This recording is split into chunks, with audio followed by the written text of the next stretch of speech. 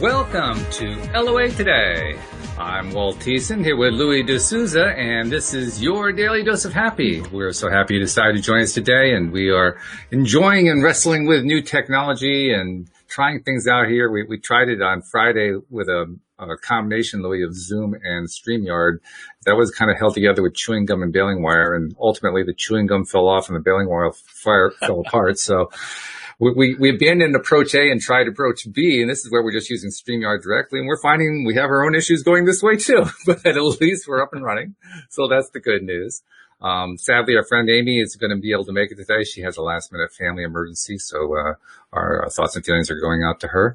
But that's all right. We'll just do it the way you and I have been doing it for years now, just the two of us. And we actually have an email to work with today. We got an email. This is a really cool email, and let me read it to you. This is somebody. I'm actually withholding her name. We're describing her as an Aboriginal woman from Australia. We're going to call her Abby, which is kind of like Aboriginal, so as not to use her real name. And she says, "Good morning. I hope everyone is well, happy, and healthy. I'm sure you must get so many emails and messages from all over the world every day. So if for some reason my story creeps through the cracks and is shared on your podcast, I would like to kindly ask for my name not to be mentioned. And thank you for saying it at the top. I appreciate that, Abby. A good friend of mine suggested that I listen to some podcasts to help me with my anxiety and depression. She sent me a few screenshots of what she was listening to, but I wasn't feeling it, so I had a little browse for something that would grab my attention, and I came across your show, The Daily Dose of Happiness. I loved the title, and there was just something about it that drew me in. So here I am, 2 months later, writing you an email and still loving it, which is great, fabulous. I had a little laugh this morning on the podcast called A Manifesting Story for the Ages. That was a really cool one, Louis. That was a few weeks ago. You read an email about a lady who thanked you for helping her find her happiness, and she also asked if she could not be mentioned. Unfortunately, it was too late because she'd asked that question at the bottom of her email, so we'd already heard her story. I'm so happy it was read for me to hear, and I loved her gratitude. So in saying all of that, I would also like to thank you and your guests from the bottom of my heart for being in my life. I am a 31-year-old Aboriginal woman from Australia.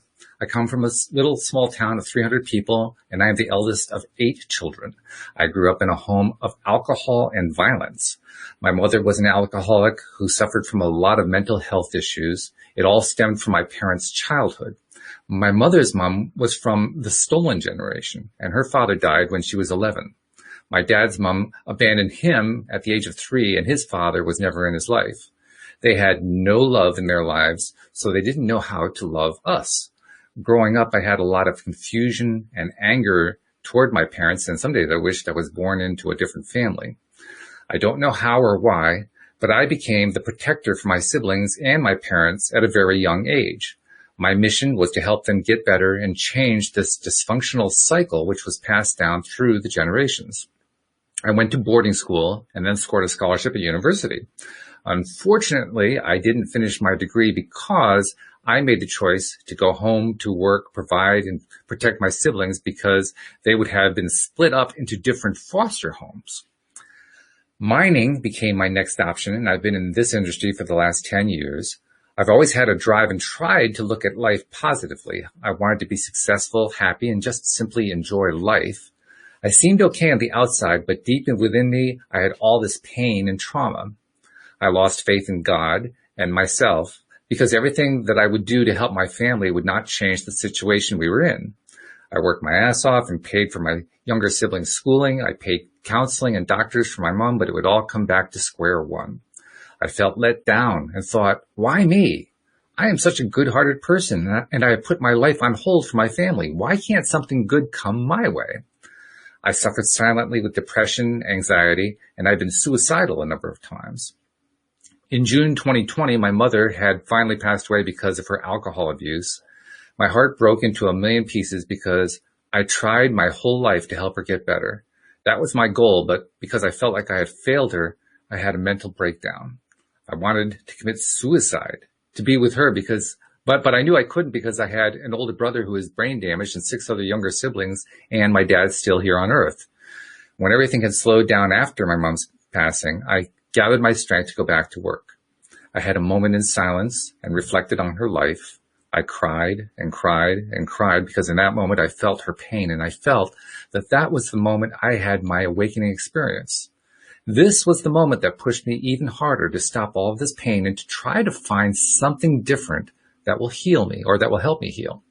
Everything was always there right in front of me. I just didn't see it. Your show has changed my life. I'm still in debt. I am still helping my family get through life, and there are a lot of obstacles that I still haven't conquered. But you know what? I'm okay. For the first time in my life, I feel an inner peace and happiness within me. I have let go of all the pain, accepted the past, and I want to enjoy the rest of my years here on Earth. I now look at the positives more than the negatives. One positive story out of all of this is that even though my mother didn't know how to show her children love, I gave it to her. I gave it to my siblings. Mom would sit there awkward and not know how to respond, but I was persistent. I just kept telling her I loved her and gave her cuddles. And on our last Christmas together before my mom passed away, she surprised me by asking me if she could give me a hug, if she could have a hug, and told me she loved me. No money in the world could have taken that beautiful moment away from me. Today is the day I start my diploma in social services. I was born to help better people's lives, and I'm super excited to be studying this area. I have this amazing feeling that life is going to be wonderful for me. Sending the biggest cuddles and love to you all, Abby. How about that? Amazing. Wow. Yeah. That's one of those letters you get and it just humbles you. Absolutely. Don't really know what to say. Yeah. First of all, congratulations on the progress, right? Absolutely. Yeah, to come through all of that and to have reached a point where she's feeling okay with herself, that is, this is a time you're going to giving the love to everybody else. This is the time to give yourself the love, to give yourself that pat on the back. Cause, oh my goodness, you so deserve it for making that shift. That's a shift that so many people have trouble making. We've talked about that, Louie. How many times have we talked about what does it take to make the shift when you're having trouble, right? And here she just does it by listening to the show. It's like, whoa, really cool. Really, really cool. And I appreciate the fact that the show helped, but we're not going to take all the credit. We're not going to take much of the credit at all. You're the one who did it. You're the one who did it, Abby. You made the shift. As a friend of mine has often said to me and others, when a circumstance like this happens, they say the sentence "well earned" or the two words. Yeah. Well earned. Yeah, because that's what it is. I mean, we can talk until the cows come home, but unless somebody practices it and puts it into their life and actually implements it, right. It's not theirs. It's still ours. It's true. So, really well earned, because it takes the shift within yourself to be able to get to that place, to be able to do that, to get there. And, watching and listening and seeing these transformational stories is the highlight of my life. Absolutely. Watching somebody grab a concept that I've shared, implement it and run with it is so fulfilling. It's unbelievable. Not that I need them to fulfill me in any way, but it's like the cherry on the top of the cake, it's just right. Yeah. Beautiful. Yeah. Yeah, you're right. And, it's not like you really need it, but boy, you really like it when you get it. Even if it's not something you were expecting that you needed. And one thing, what did you call her? Abby. We're calling her Abby. Yeah, even though that's not her name. I figure Abby, Aboriginal is kind of close, Yeah. So, Abby, one of the things that is going to be very powerful for her is the contrast.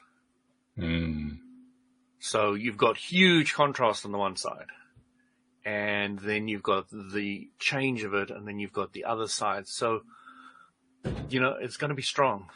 It's going to be really strong. It's going to be massive relief and release. And, I've seen a lot of people do this transition. I mean, a lot of people have labeled people, haven't they? You know the story, Walt. This person's always going to be like that. They're never going to change. Yeah. Oh, yeah. Sure. So, that's all about what I wanted to talk about this week was responsibility. what do they say? When you take responsibility, you get more? This is true. No, you get more what? What do you get more? Well, among other things, you get more responsibility. You have a law of attraction. But when you take more responsibility, you get more freedom. Isn't that a fairly I think that's true, understanding? Yeah. Especially when you're taking my daughter responsibility gets more responsible, then she gets the key to the house, yeah, right. And that gives her more freedom to come and go more as she wants, et cetera, et cetera. And,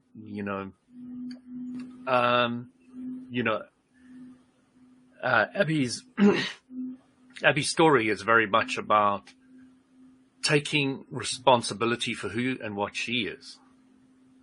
Because you can't always control your environment. You can almost very rarely have much control over your environment.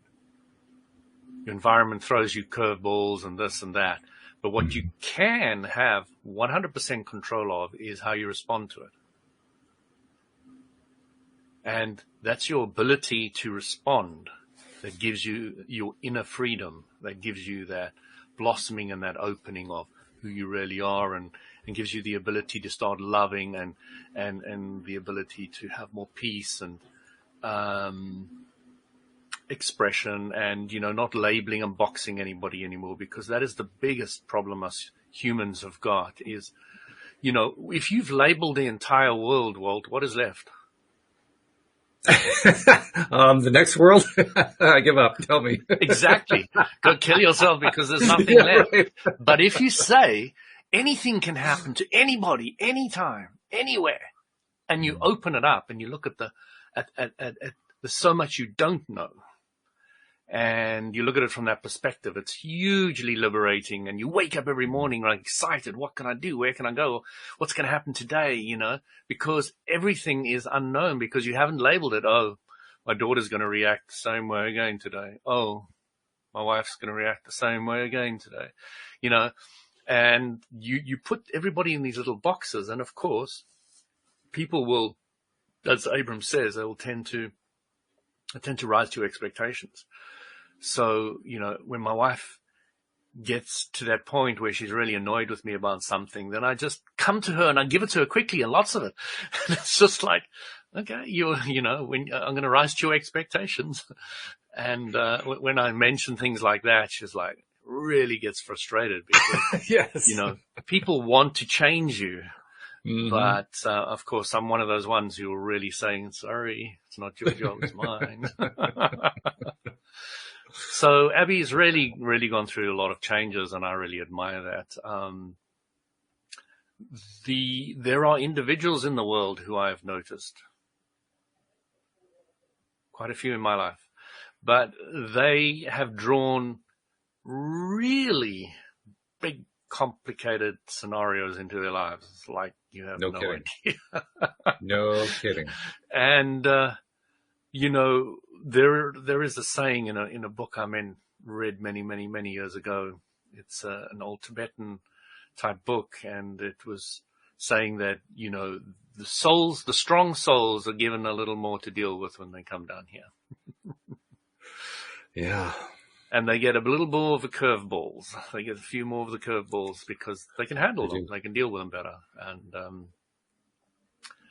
And yeah, so, my admiration really goes out, because the transformation in that scenario, in that situation, and the way it was painted there's some really colorful paint strokes going on there, going in all different directions. And,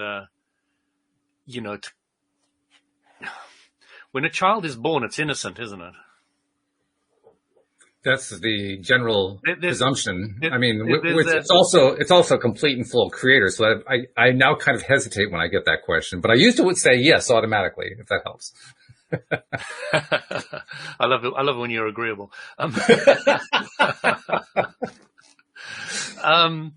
So I remember when my second daughter was born, it was very starkly visible. Actually, my first one as well, to quite a degree. I got the very, very distinct impression that this was a clean canvas and that anything can be written on it. Mm. And, I was chatting to my daughter the other day, and I was saying, My job is to give you a little bit of food, a roof over your head, and then to get out of your way. Yeah. Which is not easy to do, by the way. Yeah, I know. I mean, there's millions of movies of the opposite. The opposite, that's right. That's true. Of the juxtaposed position. And, you know, I was watching a movie, and I recommend it to you because I know that recommending a movie or TV series to you is very difficult. So this is true. Yeah, I recommend this one to you. I'm a tough one. I'm a tough sell. It's called Anne of Green Gable. Well, I know the storyline. Sure. Yeah. And they've made an exceptionally good TV program out of it, and it's on Netflix. Oh, okay. There's 3 seasons, 10 episodes each. And, you know, it's based in Nova Scotia. If anybody doesn't know where Nova Scotia is, it's an island off the top right, off the bottom right of Canada and the top right of America, which is the Maine, the state Maine. So it's not a small island. It's quite a big one. No, it's pretty good size.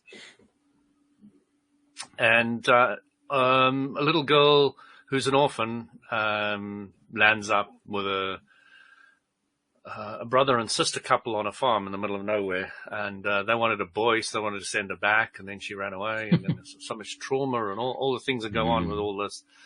But it is just acted so beautifully in this. You know, even in the first episode, you feel Alloway just drifting through it because she has so much creativity, so much passion for life, and it just oozes out of every pore of her. And, you know, what I was trying to bring out, the idea is you've got the child who's a blank slate to a large degree. I mean, they chose you as a family, so they're going to pick up all that stuff. But you've got this blank slate, but then when you get older, you've got all the stuff, that goes on in you. But then if you can get to that pure place again, the mature, pure place, that place where you can still exude the kind of love that, Abby is pointing out there, you know, that kind of absolute, I've got to the stage now, no matter how bad the situations are outside, that I'm still able to love and be that alignment with myself and with my source. And it's beautiful. You know, I really love that. So that's the kind of scenario I was trying to point out is, you know, you can really appreciate that pure positive energy that a new baby comes in with. And then when you can still exude source energy when you are older and you've gone through all the stuff in life and you can still be there, that is something I respect massively. Massively. Yeah. That's a great storyline too. I'd forgotten about that one. That was a series of books, if I remember correctly. Yeah, she wrote quite a few books. I had to look it all up, but she wrote it in the 1900s, and it was very forward-thinking for that era. I mean, my gosh, I'm sure the readership was very small in those days because the topics are gays. So just a little challenging, Black rights, Indian rights, and all the rest of it. And, you know, it's now sold over 50 million copies, and translated into something like 32 languages, which is incredible. It is, yeah. And it's so apt for today's world, you know. Sure. And there's so much, simplicity about it. You know, they don't have computers and this and that, and they just had this little lodge which they created in the middle of the forest, and they came there and they read poetry and they made stories and they imagined scenarios and they sang songs, and, you know, it was just such simplicity to the whole thing, which is so beautiful. And but the theme's so universal. Each other and the kind of problems they had. Yeah. I mean, those are very universal themes that they're playing, and there are themes that are still playing out today. So of course, it's very relevant for today. Very relevant. Like you said, it's cool. I hadn't thought about that as being a law of attraction series of books, but you're right. There really was quite an element to that, wasn't there? I mean, you're kind of making me want to go listen to the Netflix series just so I could revisit it. It's been a long time since I read those books. It's like, I should revisit. Hmm. Yeah, I was really impressed with the main actress as well. I mean, you've got this skinny little freckled girl with skewed teeth and all the rest of it. And she just does such a brilliant role, and how Oh, she wow. overcomes conflict after conflict after conflict. Right, right. Sort of like our friend Abby. Yeah. Yeah, absolutely. And that's why I was relating it, because, I do feel there's a correlation there. The depth and breadth to which this child went through, and, obviously it's just a story. It's not based on fact, although Right. the location is based a bit on the author's birth area, etc. Yeah.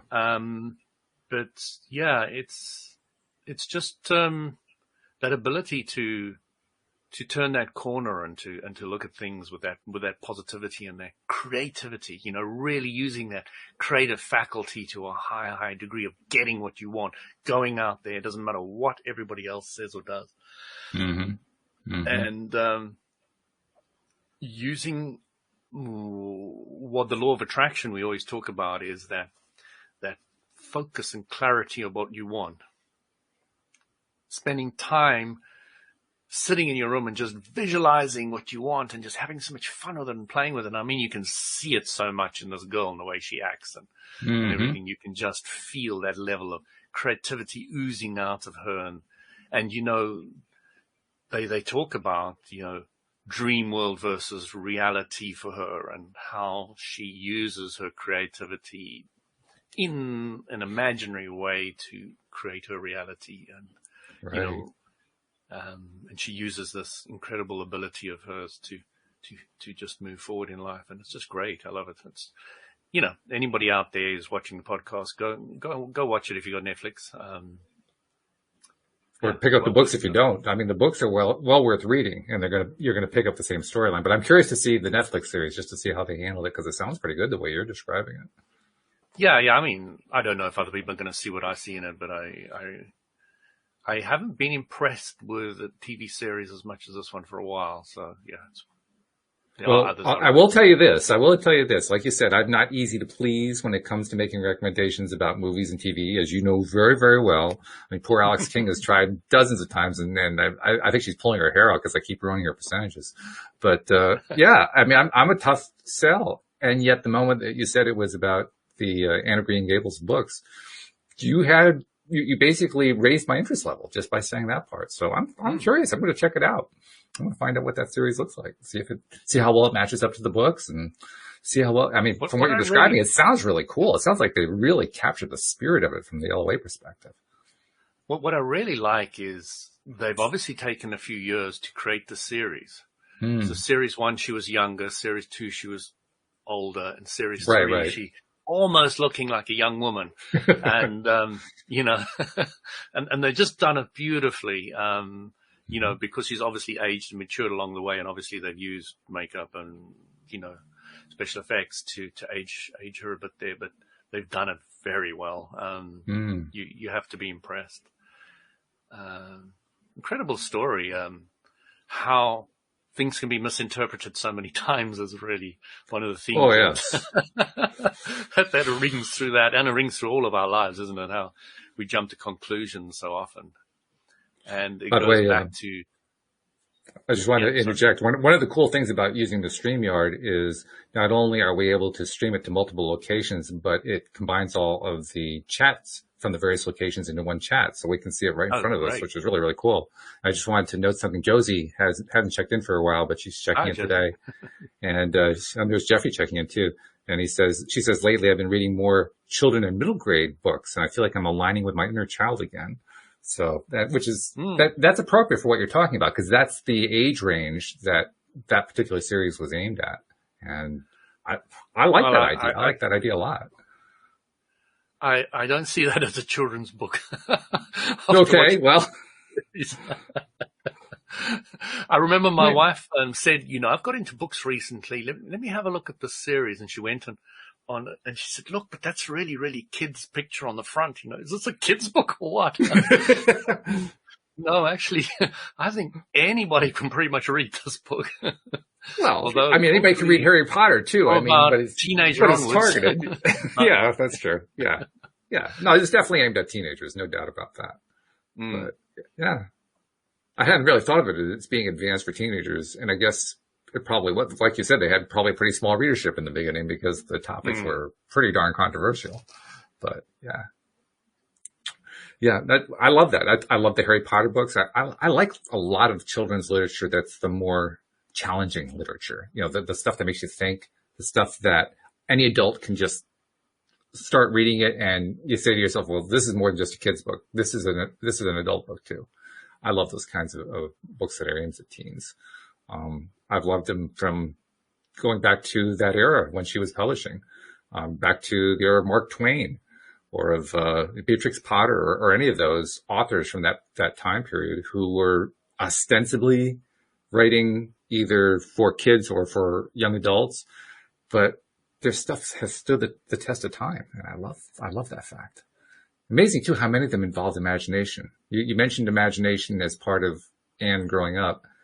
As soon as you were describing that and saying it was, turn of the 20th century, I'm thinking, well, Mark Twain was writing about similar issues in the guise of Huck Finn around the same time. It was the same kind of a feeling. You feel like you're growing up with Huck Finn. Same deal. Yeah.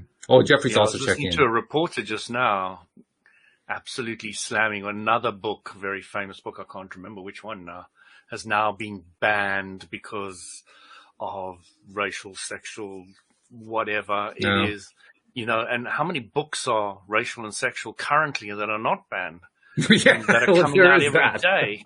Yeah, right. And then he was saying, Google had to remove the egg out of its salad icon because of it would offend the vegan and the vegan and the vegetarian, not the vegetarian, the vegan. And it's like, what is the world coming to? And he was just absolutely going ballistic. And I really felt for where he was coming from because it's just gone overboard. This endless dissection, instead of seeing the whole and the unity and everything, everybody's just cutting everything up into pieces. We have an interesting sub-theme that's been going on for a few weeks now, particularly with Dan and Alex on the Thursday show, because Dan finds himself inundated with people trying to aggressively turn him into a vegan. And he's not interested in being a vegan. He actually tried it at one point and he got sick because he found that, I guess he did some genetic testing and found that he really needed to be a meat eater. He couldn't survive without the meat. And yet they won't stop coming after him. So there's an example of how it can go the other way too. You can get people who become activists about various kinds of things. But here you are bringing up the vegan thing again. I'm thinking, oh my God, this is the vegan show.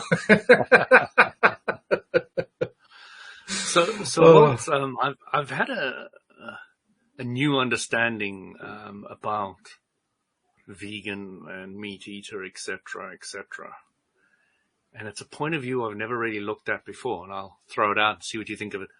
So everything's vibration. We understand that. Mm-hmm. And when we're looking to what's best for us, we go at how we feel. Yeah.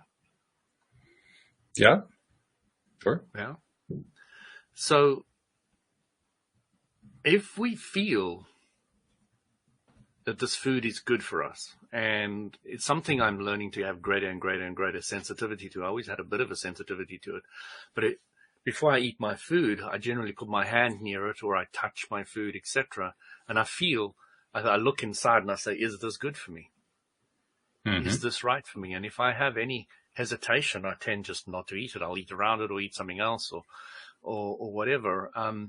And I'm learning more and more and more to trust that. And based on that, it's where I would say anybody should go, not based on it's good or bad for society, or it's good or bad for the animals, good or bad for anything. Is it good for you at that moment in time to eat that? And it's where I'm very much leaning to because, I just feel that is really the way that is what if it's good for my body and if I'm in a happy place, I can help more people. And, I just think it's heading all in the right direction. So I'm very pro that at the moment.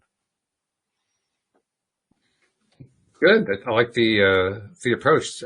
Basically, it's very similar to something that a friend of mine from many, many years ago advocated. He actually kind of went a little bit off the deep end and went. I guess today we would call it going off the grid. The phrase didn't exist at the time. This was circa 1985, something like that. So quite a few years ago. But he basically went off the grid and he developed a completely different eating style for himself. Not totally vegan. I'm not sure I don't think it fits any of the modern isms in terms of, the different food styles, but it was his own. Like, for instance, he would only eat certain kinds of raw meat in very, very tiny amounts. And I'd never quite understood the philosophy behind that one, but there was a thought pattern apparently. And what was really interesting about it is I didn't hear a lot about him after he went off the grid, so to speak. But when I did pick up little bits and pieces from it, I found that he was in a much happier place than where he'd been before. He actually was originally from, your homeland. He was originally from South Africa and moved to the States, and when he made this move into the off the grid status, he went to the southwestern part of the United States, and I lost track of him after that. But up until that point, he had been really very much into a lot of the same kind of stuff I was into, which was pretty darn negative, very politically oriented. And after he made his shift, I could tell, I didn't know anything about vibration or law of attraction or anything like that at that time, but I could just tell there was a shift that had gone on in him, and it was a shift for the better. One that I can appreciate a lot more now, than I could then, because I've made my own shift since then. But I just find it fascinating that here you are talking about, how you have shifted in one of your many ways toward a different philosophy about food based purely on what do I feel like, or what does my body feel like, or what am I getting that I need right now? And, as in contrast to, well, here's what I should be eating. Here's what the world says I should be eating. Oh dear, we lost Louis. Hopefully he'll be back in a moment. Hopefully it's just a reconnection issue. For those of you who are just tuning in, we're experimenting with a new platform. Instead of going with Zoom, we're experimenting with StreamYard. Oh, here he comes. We're experimenting with StreamYard because, first of all, our friend, David Strickle had recommended it. And then also, Debbie G, who does the Friday show with me, is also an advocate of StreamYard. So I started playing with it. And the reason that I like it so much is that it enables us to stream to multiple locations. Right now, for this show, we're streaming to 3 different locations. And, I'm actually going to upgrade, I think, once I'm convinced that this is actually a reliable platform. That's still to be determined, but it's looking fairly good. But once I know that it's a reliable platform, there's an extra plan you can go to where you can actually stream to 8 different locations, or up to 8 different locations. And I like that because it's a way to reach different people, different audiences, and so forth. So, we're trying to take steps to grow the podcast, and, obviously we want to keep adding listeners. We're happy with what we have. We've got, we're averaging good almost 700 listeners now per episode. But I want to keep growing it. I mean, I'll tell you honestly, my goal for the longest time has been to get up into the tens of thousands of listeners. So we're inching closer and closer, and that's a good thing. But this is just one of the way to get us there. Now, Louis is trying desperately to connect in. I can see there's a little icon that shows up on my screen showing that he's trying to connect, and he starts to connect and then it fails. It starts to connect and fails. So he's running into some kind of a technical issue. I'm not sure what that is. So I'll just try to carry things for a little bit here. Actually, I should also check to make sure he's not sending me a message. No, he's not. Okay. But hey, it's good to see everybody who's logging in. If you guys have any news to share, feel free to drop it into the chat, because it's a unified chat. All the different locations that we are streaming to, the chats all get combined. That was one of the things that I really liked about StreamYard when I first started to explore it. So we're getting it from a variety of different locations, which is really great. But what's Brenda posted? Dr. Seuss books. Well, yeah, sure. Dr. Seuss books. That goes back to what we were talking about a few moments ago about children's books. Dr. Seuss books actually have been a focus of controversy lately too. I guess there were a bunch of them that had some fairly racist themes in them, so they've been kind of dropped. But if you love the Dr. Seuss books, I was not really a big fan of Dr. Seuss when I was growing up, but if you're a Dr. Seuss fan, sure, that's another way to reconnect to childhood and to what it's like to feel your inner child. So sure, almost anything that was, important to us as a child is something that we can easily connect to. There was a movie that came out. When did it come out? I'm going to say within the last 10 years. And I believe it was called Finding Neverland. It was the story of the author of the Peter Pan play, the original play, and there were some books that followed up with it too. But it was a story about the author and about the child who was the inspiration for Peter Pan. A very endearing movie, and had a sad theme to it because it also included the death of the child's mother, and so it was pretty intense. And kind of another example of what Louis was referring to about it. Not really sure if it's a child's movie. It doesn't quite fit that category because it has some advanced themes in it. But I found it to be really, really very, very good. And there's just another example of an author who dates from the same time period as these other people we talked about. The author of Anne and Green Gables.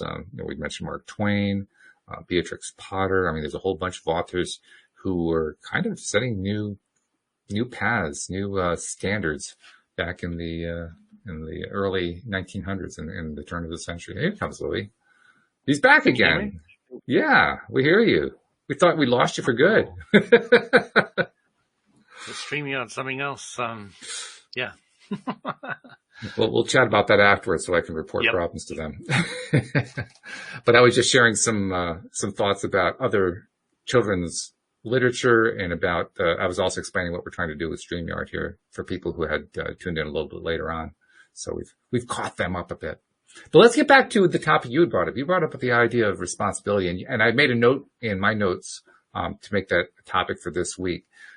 You mentioned how, I'm not sure how you said it. The way I was taking it was responsibility is really about self-response, how we respond to the situations of life that get kicked our way. Because like you pointed out, we don't necessarily control what comes to us in our environments. We actually do have some control in the sense that through the law of attraction, we can attract the kinds of environments that we want to have.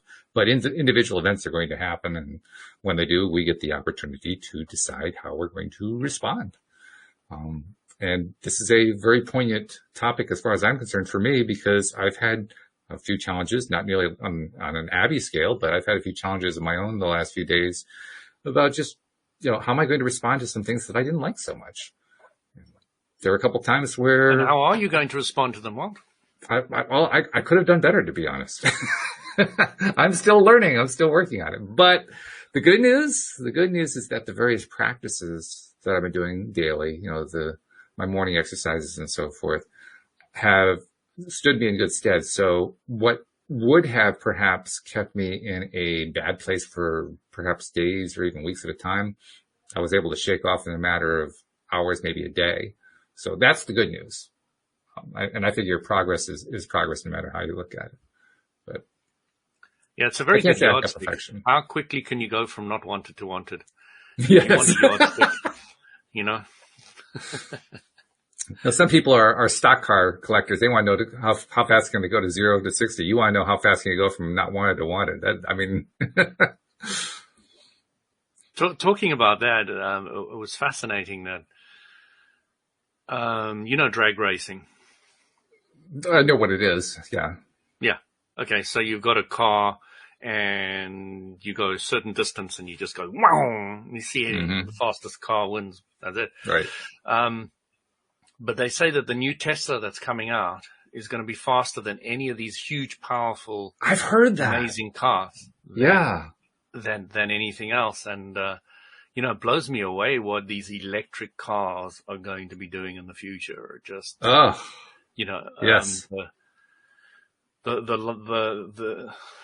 was looking at it. It's very cheap to fill up your car with electricity versus filling up with any other fuel. Of course, there's 65 or 70% tax in the UK on fuel. and they say that they're going to have to find a tax somewhere else once everything is converted to electricity in the UK. But So that makes sense. That makes more sense to me now, because when you said that, I thought about it. I said, wait a minute, that's not what I heard. And then I realized we don't have the same level of fuel tax that you have. So that explains no, you don't. No, it's very high in the UK. It's actually, I think it's higher than I've said. But we don't put gas in our car. We put petroleum in our car. That's right. we don't lie to the public.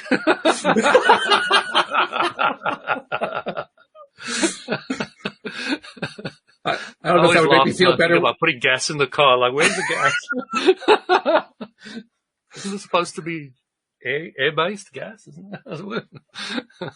I always felt a little bit strange. Anyway, whenever I felt that I had some gastric gas, I was thinking, oh my God, what do I have in my belly here? This is terrible. And then I realized, it's not the same substance. Americans make me laugh, I must admit.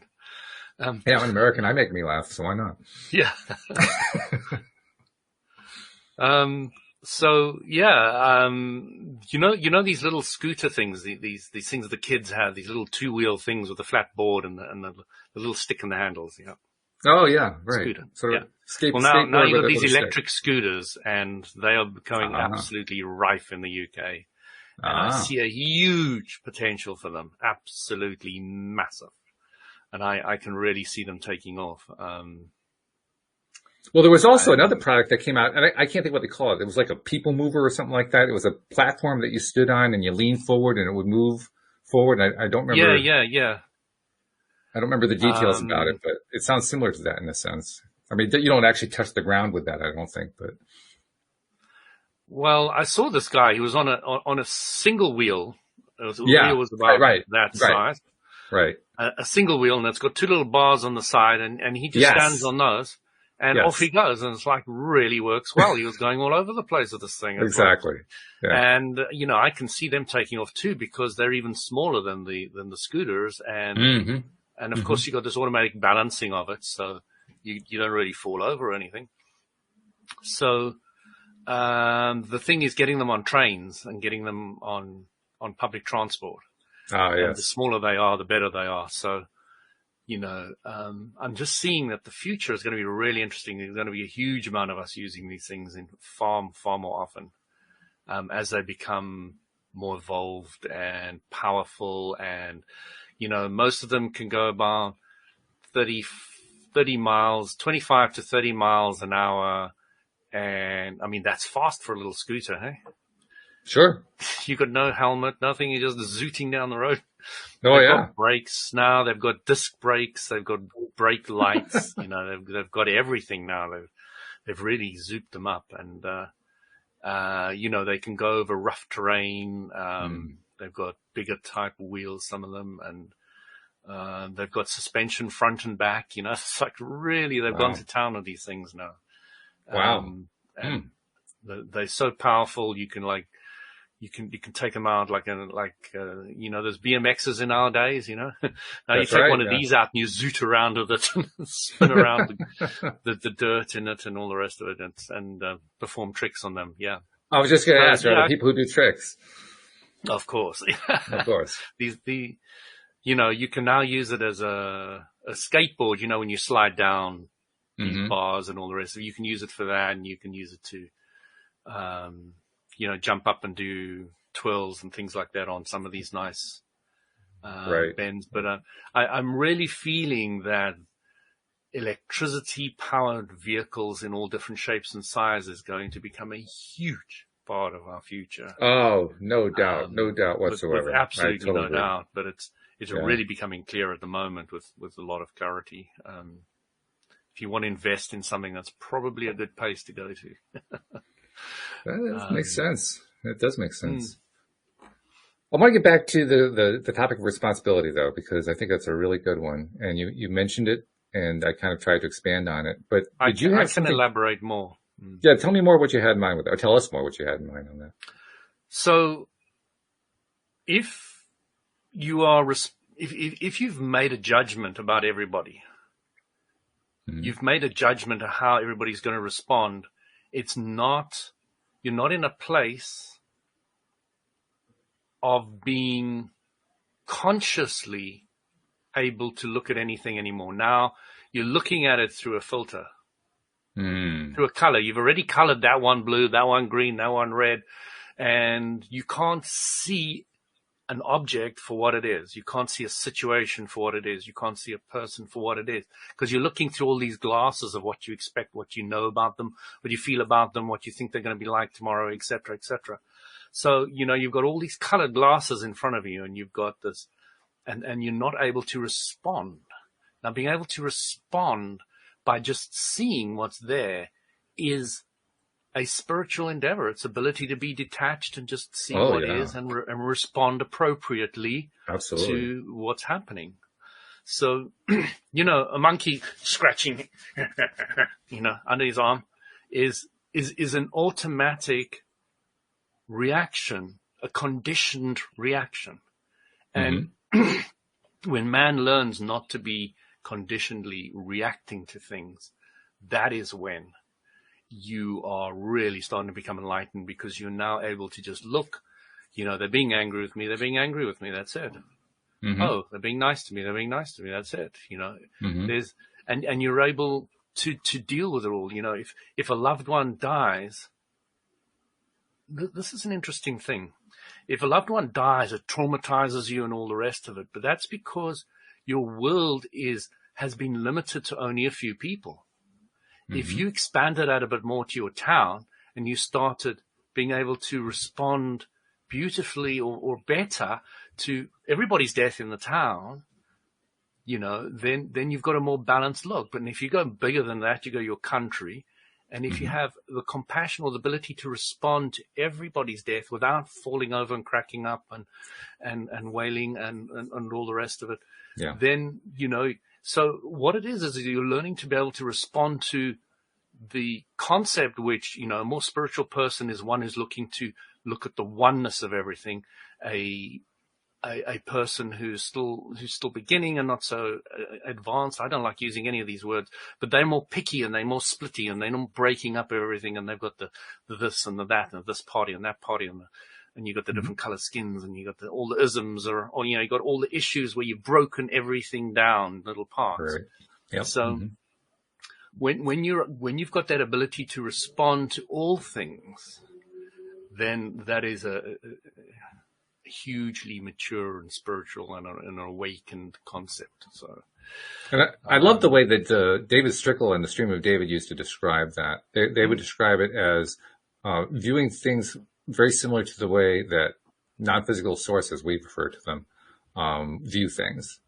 Viewing it from a faraway view, like a 10,000-foot view, rather than an up-close view. Because when you view it from further away, it's just easier to kind of mentally, I don't like the word detached. They used to say detached, but I'm not sure that it's really detachment. I think it's more like turning the volume down on emotional response and not having the emotion overwhelm you because when you're that far away, it's like, oh yeah, I can see this thing's happening and just not affecting me very much. Whereas when you're right in front of it, it can really just kind of hit you in the face with how much of an emotional reaction. It's a bit of a contradiction in terms in my mind, because the ability to respond means you're fully involved with it.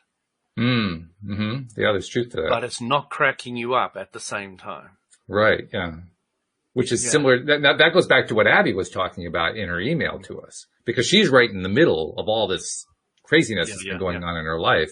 And what you're talking about is directly, the tongue isn't working today. It's directly related to this, because she is having to respond right there in the field, so to speak, in the moment, time after time after time after time, to one challenging experience after another. And you're right. That's where the word responsibility takes on an entirely new meaning. The technique that the stream teaches is a technique for basically desensitizing ourselves to, being overwhelmed by all that kind of stuff.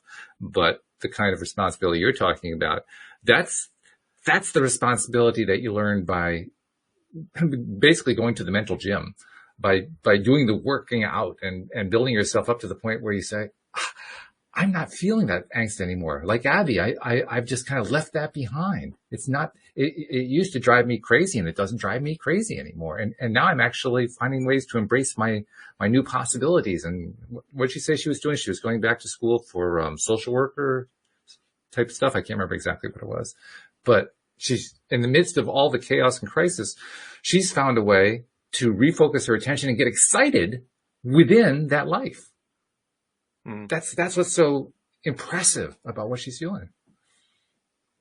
That's what I was saying. You know, the difference between the childlike open and spontaneity versus the adult's version of that, which I really have so much admiration for. But, you know, I had in the previous week, I went to a funeral of one of my good friends who died of the coronavirus.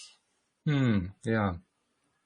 And, you know, as much as I was feeling so much for her and all the rest of it, I just got there speaking practically to her husband, you know, really had a good chat with her in my mind when I went up to the coffin, etc.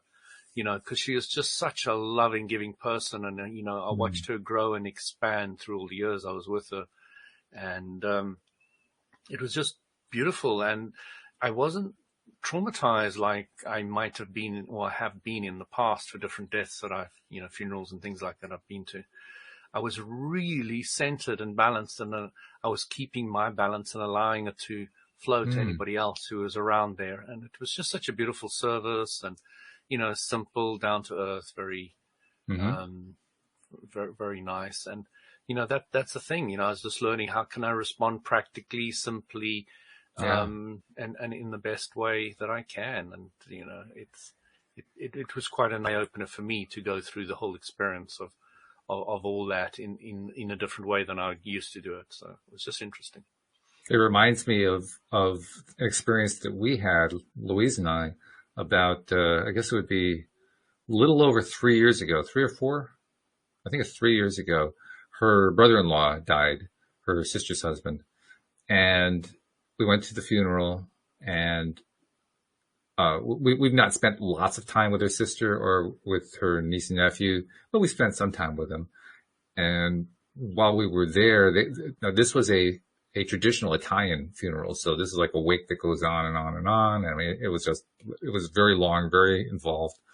And Louise and her sister have a history of, basically, they've had a very challenging relationship over the years. That's probably the best way to describe it.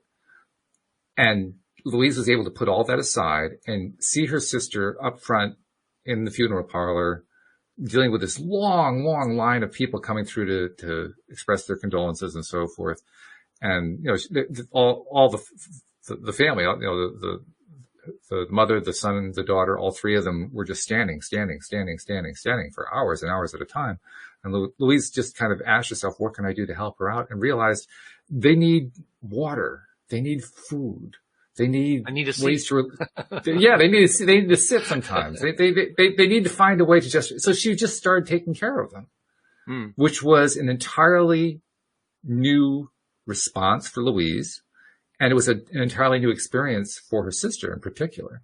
And, her sister Lee she's a pretty forthright person. She'll tell you straight out what she's thinking. And she was just blown away that her sister was taking care of her. She said, I can't believe my sister's taking care of me. She was almost smiling in the midst of her grief. She was almost smiling over these little acts of service that my wife was doing for her.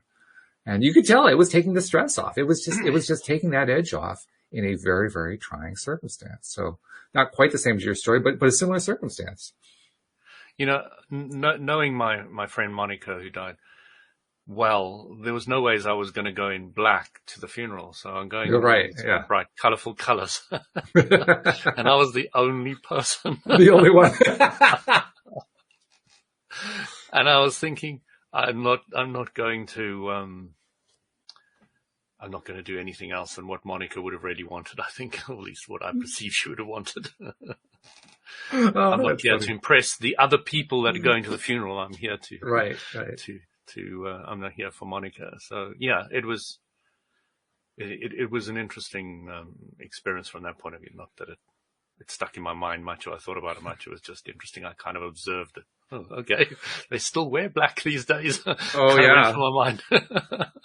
I had a kind of a challenging experience going to that particular funeral for my brother-in-law that I mentioned because, I mean, I knew black was the thing you wore, and so I did wear black, but I also wanted to wear something to kind of offset it. And I'm trying to remember what I what I wore. It was, the reason I said the word red is I wore something that had red in it, and I can't remember what it was, but it was something to just kind of, throw some color in the midst of all the blackness that was there. And I never did ask anybody what they felt about it. I don't think I even wanted to know, to be perfectly honest, what other people were going to say about it. But, yeah, it was kind of my own little way to, I wouldn't say I wanted to make a statement, but just kind of throw something out there to just kind of break the mood a little bit. I also want to share something else that happened too. Cause after all of that, I mean, it was a 2-day affair. After the wake, when the wake was over, basically it was dinner and then go to sleep. And then the next morning was the funeral. And we went to the funeral, went to the cemetery, did all that stuff. And then they had a sort of a closer family, extended family, but some friends, mostly just extended family, get together. And of course, this is Italian. So, there's loads of food all over the place. And, it's just this massive feast going on. And Lee is just sitting there at a table and everybody's pretty much ignoring her, which I thought was kind of odd. Louise and I both thought it was kind of odd. So we went over to sit with her and she was just sitting there and dealing with the shock of what was going on. And I just got the sense that she needed to talk, to get stuff out. And so I thought the only thing I could think of to say to her to help get the thing going, it was my way of being responsible on the way you're talking about it, finding how am I going to respond to the situation. I said to her, and this is true, by the way. I said, Lee, I barely knew your husband. I mean, he came to our wedding and he actually was sort of the MC at our wedding. And we visited him one time at their home and I got a quick conversation with him over dinner. I never got to know the guy. For whatever reason, it just had never played out that I never sat down and had a heart-to-heart with him. I just never really got to know him. So I said, Leah, I mean, I know this sounds strange. I never really got to know Joe. What was it about Joe that you loved so much? And that question opened the floodgates. All of a sudden she smiled and she started telling me about how they met and how he made her laugh. And it was all that she was bringing up at that point was the happy memories. She wasn't bringing up the fact that he'd been through the illness and all of that other stuff. She was going through the happy memories, especially the early memories. And it just changed her entire demeanor. I mean, Louie, it was almost like within a 5-minute period of time, she became a different person. I mean, obviously she didn't, but I'm trying to express the degree of shift that she went through in those 5 minutes. That transformation. From unwanted to wanted, yeah. From one question. And I was still blown away. I mean, I'm thinking to myself, wow, I must be a good coach or something to ask one question and get all of that to come out. Because it was not really what I was intending, but oh my goodness, it really worked. But if you're going to, I guess I'm going to speak for myself. If I'm going to try to be responsible, I want to try to be responsible in a way that I can, evoke that kind of response from somebody else who needs a little help, a little support. If I can do that more often, boy, my life's worthwhile just from that. So, yeah, absolutely. Yeah. Responsibility, of course, applies in areas of life beyond, end of life. It applies in all areas. I'm thinking about the stuff that Abby has gone through. I'm thinking about the fact that she's now going back to school at age 31. I guess it's going to be as a social worker. That's the certificate or diploma that she's going after. And she's doing it with tremendous enthusiasm because in her words, she feels like she has a purpose in life to be helpful to others, to assist others. In a sense, she's expressing that she has found her passion in life, a passion that she had all along, but now she's focusing it. And I keep thinking to myself, and I was thinking this when I first read her email, wow, she's setting herself up for some massive, massive, wonderful change to happen. And look at the change she's already made, but I mean, it's going to be fun to find out what the next round is for her, right? Absolutely. Yeah. It's going to be really, yeah, really if she cool. keeps in contact, that'll be good. Yeah. So, please do contact us some more and let us know what happens, Abby, as time goes on. And we want to encourage other people to use the LOA Today app as well to send your comments and questions and share what's going on with you too. We really appreciate that. But in the meantime, that's it.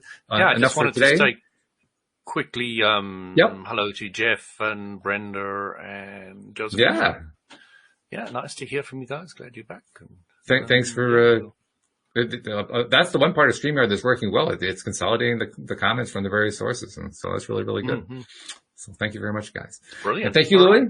We're looking forward to getting you back next week, but it's going to be good. Thank you especially to our podcast listeners, and we'll see you all next time here on LOA Today. Goodbye, everybody. Bye, everyone. Bye.